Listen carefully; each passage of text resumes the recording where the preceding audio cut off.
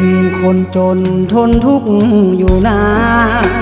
ชีวิตด้านการศึกษาจบมาเพียงสั้นม.4 พ่อแม่จากลานี่นาลาโล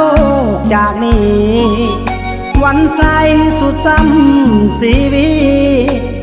จึงมีจากท้องทุ่งนาเข้ามาเวียงจันทร์ตามฝันที่หวัง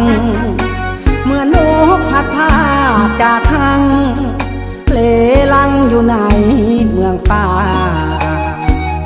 ตามห้องอาหาร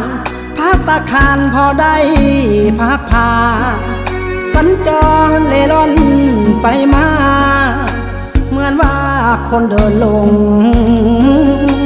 ทาง